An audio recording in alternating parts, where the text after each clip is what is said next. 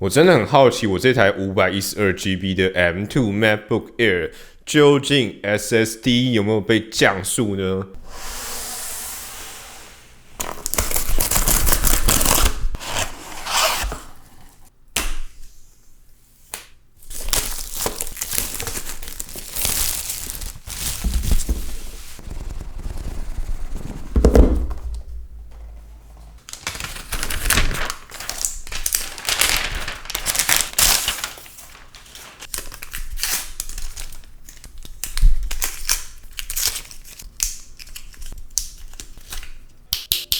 哒啦，好，那这就是我们今天要来开箱的 M2 MacBook Air 的所有内容物啦。那这一次的话，我是透过了中环艾伦从香港订购到这一台 MacBook Air， 所以没有意外的话，它的充电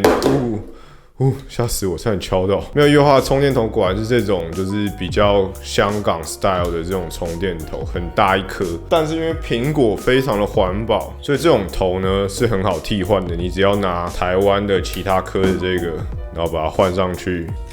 它就是一颗台湾也可以用的充电头，但是这个35瓦的双孔充电头并不是比较新的那一款，它并不是那个新型小型的，它属于这种比较胖、体积稍微大一点，但因为它这个身材也比较窄一点，所以你插在那个插座上是比较不会占用到其他插头，其实也是蛮 OK 的，但就不是那个新型小型的，是有点可惜。然后这个35瓦的充电速度也不知道多少，因为苹果也没有写，它只有写67瓦，是30分钟可以充到50%，所以这个充电速度呢，我之后在新的里面还会再实测看看。然后接着就来到了说明书和贴纸的部分啦。哇，我真的蛮期待这次的贴纸，因为它这次的贴纸有看到吗？它是使用跟我这个一样的星光色的这个贴纸。那这个贴纸的功能好像每次都只有在开箱的这一秒而已，就是我真的从来没有贴过这个环保贴纸。我是不是应该拿去贴到我的行李箱上啊？真的有人拿去贴吗？我真的蛮好奇，有贴这个贴纸的底下留言告诉我一下。然后最后的配件就是这个啦，跟这个 MacBook 一样颜色的 MagSafe 3的充电线，然后这个的长度是有到2公尺，它这个的颜色是有跟它一样做，就是你可以看得出来它是有一点粉晶的感觉。然后比较值得一提的是，它这个头好像都是做白色的，不过因为我这个是星光色，所以看起来其实蛮一致的。但如果你选的是午夜色的话，它就有点突兀。然后这个 MagSafe 的充电线的话，其实苹果现在官网也有在卖各个颜色的 MagSafe 充电线，一条1490，你可以买一条来配你的 MacBook， 就是你想要什么颜色配什么颜色都可以。然后接着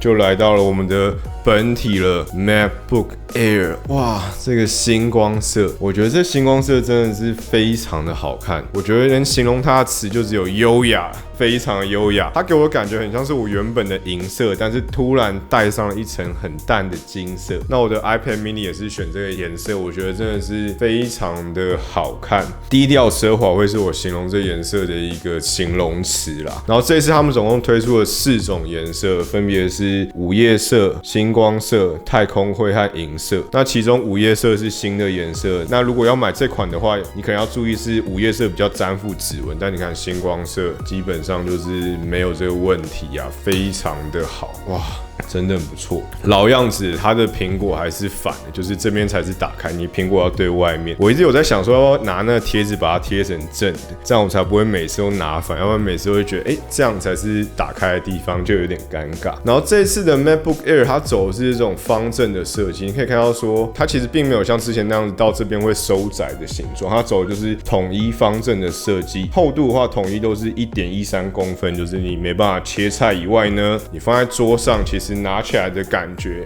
这样拿其实还好，因为像我的 MacBook Pro 14寸那个就会比较难拿一点，但是因为可能这款的重量比较轻的关系，所以它拿起来是还蛮好拿。我刚刚这样试着拿它起来，非常的简单就拿起来。那这款的重量表现就非常的好了，非常的轻薄，它的重量只有1.24公斤，跟上一代的 MacBook Air 比轻了50克，跟14寸的 MacBook Pro 比轻了360克啊。你可能觉得这360克没有差多少，就大概一个有壳的 iPhone 再多一点点而已。但前一阵子我刚好出国，我去马尔地夫度蜜月的时候，当时背包背了相机、笔电、iPad， 背包真的是重到一个不行。那时候你就会感谢这个减轻的360克的。好，那我们来看一下它的孔位吧。它孔位的话，左侧就是有一个 MagSafe 3，然后2个 USB Type-C 的雷电3的接孔，然后右侧的话呢，就会有一个高科技的3.5mm耳机孔，这个耳机孔可以说是目前许多旗舰手机都没有的最新技术啊！而且这个跟14寸的 MacBook Pro 一样，支援了高阻抗耳机。那我自己是觉得说，我还蛮希望说它至少把一个 Type-C 移到右侧来，或者是在右边这里直接再加一个 Type-C 的孔位会是更好。要不然目前这个孔位有点尴尬，就是假设你想要接萤幕或接有线滑鼠的话，都只能在左侧，就算是左撇子的胜利。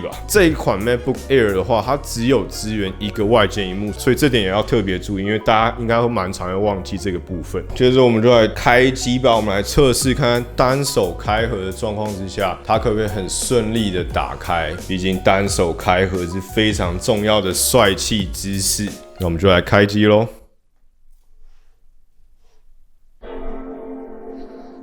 噔，打开了。不过刚才开的时候，它那个动作好像因为有点轻，所以它有点晃。我再开一次看看。哦，这样就还行了。刚刚是觉得它有一点稍微倾斜的感觉，不过这个仪式感做得非常的好，一打开就会有一个灯的音效，真的是非常的不错。这时候就真的不得不佩服苹果，开箱的体验真的是做得十分的优秀。不过我再开一次看看，因为我刚刚觉得它开的时候会有一点晃，但是现在开又还好了，可能不知道刚刚是施力哪边可能有点问题吧。现在开整个感觉起来就正常了许多。好，然后刚开机之后，你就会马上的发现到。这是一款窄边框的萤幕，这一次的 MacBook Air 也把这个萤幕升级成这种窄边框了。那整个的萤幕大小，因为窄边框的设计，来到了13.6寸，已经非常接近 M1 Pro MacBook Pro 的14.2寸。哇 ，M1 Pro MacBook Pro 这名字到底是要多难念？那而且跟 Pro 很棒的是，这一次的 Air 也一样很棒的提供了刘海了。我说苹果啊，下次可不可以不要这么棒了？那这么大的刘海基本上就只塞了一个 108MP 的前镜头，我觉得这根本就是为了之后的 Face ID 在做铺路吧，有一点牺牲掉初代买这个新设计的人。那我觉得比较好笑的是，他们现在新的这个 MacBook 的系统其实都可以直接用 iPhone 挂在这个上面当视讯镜头了。那我觉得你是不是干脆直接把这个刘海拔掉，出一款直接没有刘海的 MacBook Air， 好像也蛮不错的哈。那我之前有个问题一直想问大家，就是你们会替这个 MacBook 的萤幕贴萤幕保护贴吗？因为我之前在看了我前一阵子使用半年的14寸的 MacBook Pro 的萤幕，我就发现上面有一点点些许的小刮痕，就看了是非常的难过，非常的伤心啊。然后接着就来到 C 面的部分，第一个发现就是键盘旁边这里竟然不是跟 MacBook Pro 一样走黑色，它一样是保留了这个星光色的金色的这种感觉，我觉得整体来讲感觉还蛮好的。然后再来就是旁边这个喇叭的挖孔已经被藏起来了，他们现在是走4扬声器的喇叭，但是他们都全部藏在这个缝里面，其实我觉得是一个蛮厉害的技术。那这次的键盘基本上也是新的剪刀脚键盘，所以说已经不是之前那个很烂的蝴蝶式键盘了。那很多人会说剪刀脚的键盘其实键程也就不过如此而已，感觉好像很一般。但你要想想看，如果有个同学他平常考试都只考20-30分，突然某一次期中考他考了70分啊，你就会觉得哇，真的是进步神速。那苹果键盘给我大概就是这种感觉，就是一个从很烂的地方进步到 OK 中上那种感觉。那整个打字体感，我刚按起来，哇，是有点吵。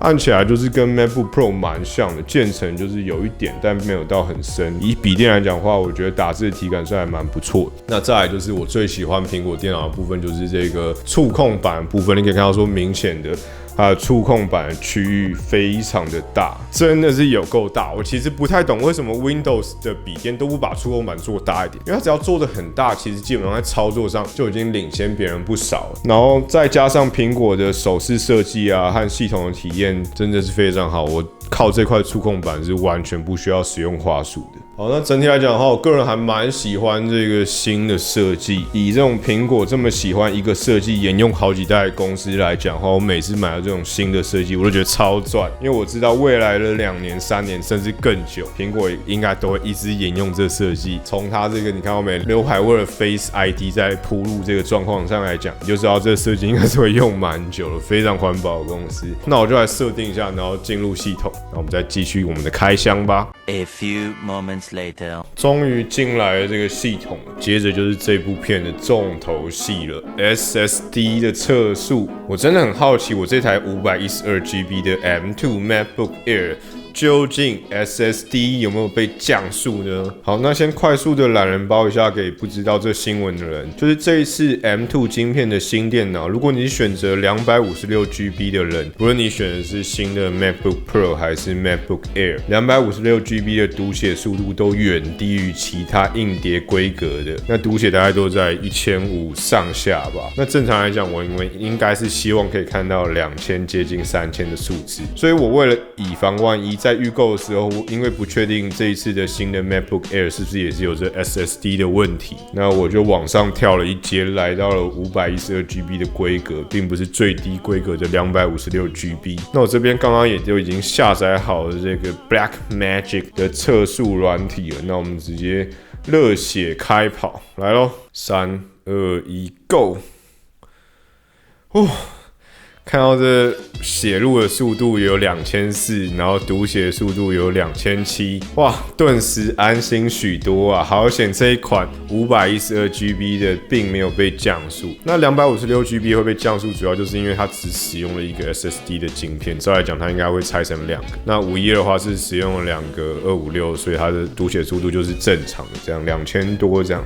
真的是很惊悚。好啦，那接着我就最后来闲聊一下，就是我买这款电脑的一些想法，为什么会选择这一款规格？那我的选购指南和购买建议，因为我本来是想要选择最低规格的版本，就是最基础的8GB 的 RAM 和256GB 的 ROM， 但因为256GB 的 SSD， 我就真的很怕它会有读写速度比较慢的状况发生，所以我就选择了这一款，我往上跳了一阶。那其实现在苹果的产品线的整个规划是非常完善的，你摊开来讲的话，从之前的 M1 Air 到现在的 M2 Air， 还有 M2 的 MacBook Pro， 还有比较好的14寸或16寸的 MacBook Pro， 整个价格从3万一路覆盖上去。那我给你的选购指南就是，基本上 M1 Air 我觉得算是一个 CP 值最高的一个选项。虽然说它的设计比较旧，不过其实 M1 的效能你要拿来做剪片啊，或者是你要干嘛，其实都已经蛮足够。这个效能我觉得是已经可以满足大部分的人。再加上现在 M1 Air 的售价非常的低，3万起，真的是一个非常划算的款式。那如果预算比较吃紧的人或者学生们，这款可能就会是你的首选。不过如果你的预算比较足够的话，我个人会蛮建议你直上这个 M2 的版本，毕竟买新不买旧嘛。然后 M2 的话就有 M2 的 MacBook Pro 和 M2 的 MacBook Air 来选择，除非你真的是非常长时间要跑比较吃重效能的软体，像是剪辑软体，或者长时间需要比较长的续航啊和散热能力，那我才会推荐你买 MacBook Pro 的 M2 的版本。要不然的话，我都会推荐我现在手上的这一款 M2 的 MacBook Air。首先，因为这款 MacBook Air 是新的设计，不论是萤幕啊、键盘，还有它旁边提供的 MagSafe， 我觉得都是一个很棒的设计。你看，光是这个萤幕，这个窄边框的设计，我觉得其实就已经是非常的令人满意了。这就是一个非常大的优势。所以说，除非你真的很长时间要跑一些比较吃重效能的，我才会选到 MacBook Pro。要不然，我觉得 M2 的 MacBook Air 是一个非常好的选择。然后最后就是那一群其实不需要给建议的 Pro 用户们，因为大家其实自己应该早就知道自己是不是需要 M1 Pro 或者是 M1 Max 了，有需要早就购买。那如果你还在犹豫的话，我个人觉得你就是挑一个 M1 或 M2 的去购买就好。然后最后这款 M2 的晶片的机型，我是完全不建议你购买 256GB 的版本，因为它被降速真的是太不爽了。那虽然说这样往上一跳到512的话，它的价格就会从3万多直接跳到4万以上，但我真的非常不建议买 256GB 的，那个相对剥夺感非常重。然后最后，如果你是需要打游戏的人，这4台电脑都不是你的选择之一，因为这4台电脑虽然说在剪辑啊、在续航呢、在功耗都不错，但是对于游戏完全全是无法胜任。那我也蛮好奇，如果你来买的话，你们会想要买哪一台？会选择哪一台？那底下留言分享一下你的想法吧。好啦，那差不多就是今天的快速上手体验啦。之后我会用几天之后发一个使用心得的影片。那如果不想错过的话，记得订阅和开启小铃铛。然后最后，我最近创了一个 Discord 的群组，大家可以上来打屁聊天。有新的影片，我会透过 Discord 群组的公告的方式来通知大家，就不用再仰赖 YouTube 那几乎没有作用的订阅通知系统。那有兴趣的话，可以来我的 Discord 群里面玩玩，我会把加入的链接放在资讯栏和置顶留言。好啦，那这差不多就是今天的影片啦。如果你喜欢我的影片的话，就帮我点个喜欢，记得订阅和分享我的频道。那我们就下一部影片再见啦，悄悄，拜拜。